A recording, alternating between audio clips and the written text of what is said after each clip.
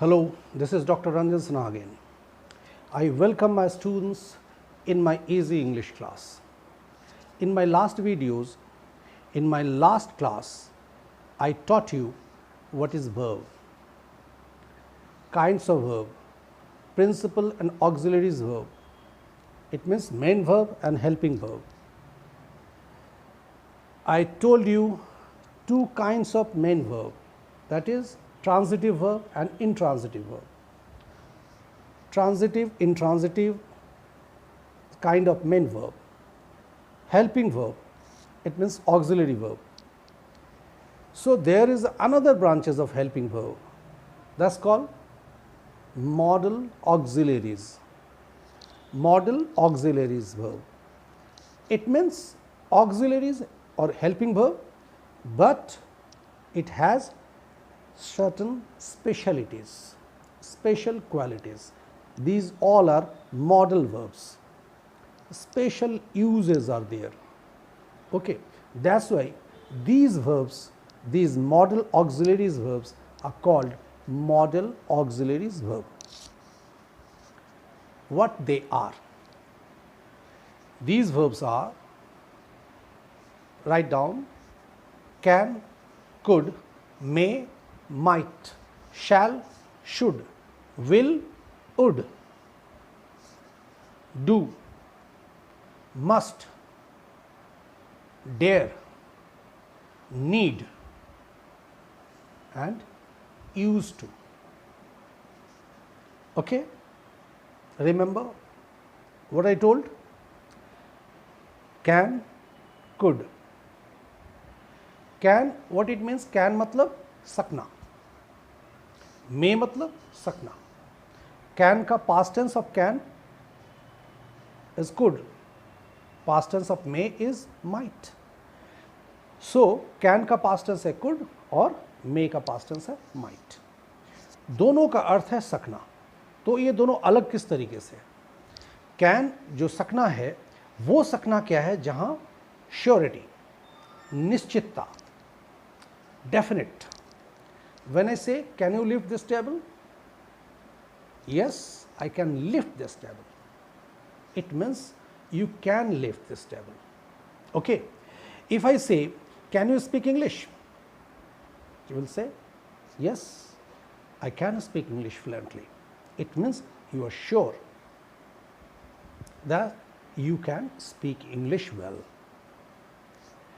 So when we will use may means वो जो सकना है उसका मतलब है showing possibilities. Maybe, may not be. हो सकता है, नहीं भी हो सकता है. It may rain today.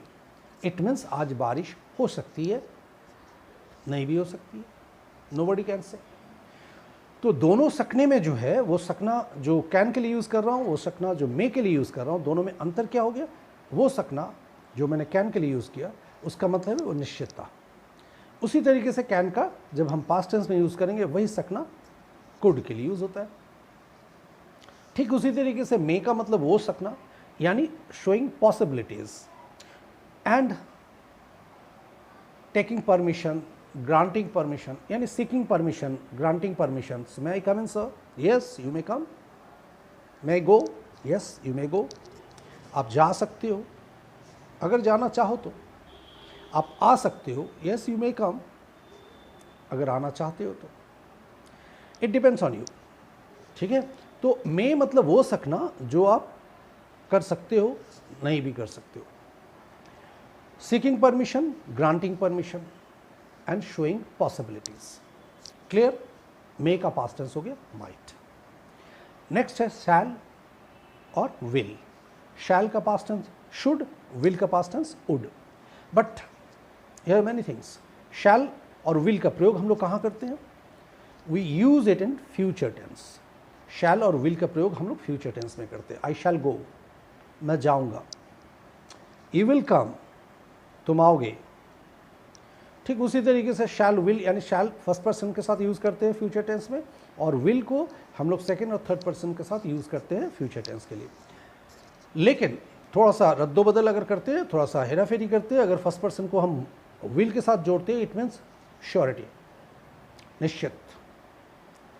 तो थ्रेट हो गया, कोई श्योर चीज़ के लिए यूज़ कर रहे हैं, डेफिनेट एस्पेक्ट के लिए, तो यहाँ हम लोग बदल देते हैं, यानी फर्स्ट पर्सन के साथ शैल का जगह विल का यूज़ कर सकते हैं, और सेकेंड और थर्ड पर्सन के साथ हम लोग शैल का यूज़ कर सकते हैं।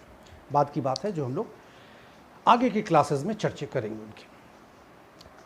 तो यहाँ शैल और विल के साथ अब एक सवाल आता है शुड और वुड। शुड का मतलब क्या हो जाता है? शुड मतलब क्या हो जाता है? जैसे शुड मतलब चाहिए, चाहिए, एक डिफरेंट मीनिंग। मैंने कहा ना मॉडल ऑक्सिलरीज मतलब कुछ स्पेशलिटी है इन वर्ब्स की। तो वहाँ शुड मतलब चाहिए, you should take medicine on time, you should go, you should speak, I should write, तो मुझे लिखना चाहिए, तुम्हें बोलना चाहिए अंग्रेजी, ठीक है। तो इस शुड का मतलब हो गया चाहिए। वुड, सर्टन एस्पेक्ट में वुड का यूज़ करते हैं, जैसे I would like to speak, I would like to say you something, मैं आपसे कुछ कहना चाहूँगा, ठीक है। तो एक मॉडरेट जो चीज़ आता है कटसी के साथ, तो यहाँ हम लोग शुड और वुड का यूज़ इस तरीके से करते हैं। ये मॉडल है, कुछ स्पेशलिटी है इसकी। आगे विस्तृत जो चर्चा है वो हम क्लासेस में करेंगे, क्योंकि वहाँ एक टाइम जो है निर्धारित होता है, समय जो है निश्चित होती है। यहाँ मुझे शॉर्ट वीडियोस के जरिए सिर्फ आप लोगों को ये बता रहा हूँ मैं, only I am just trying to tell you people that if you want to speak, want to write properly, you can follow me. This course is English course. I'll teach you an easy way. Okay, यहाँ तक आप समझे? आगे बढ़ते हैं। तो उसके बाद यूज़ करते हैं हम लोग मस्ट। मस्ट का मतलब निश्चित, निश्चितता, एकदम। You must go at once, आप तुरंत जाओ।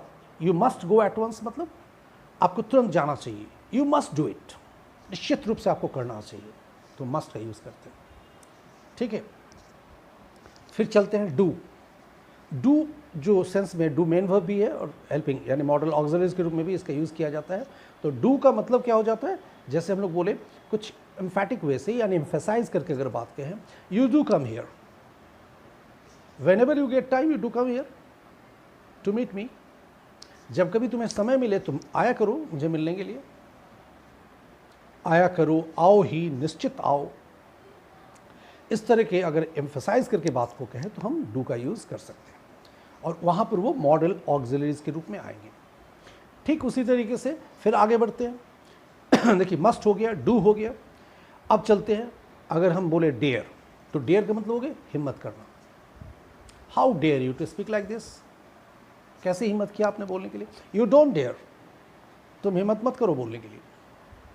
I don't dare to speak anything in front of him because he is really hard nut to crack.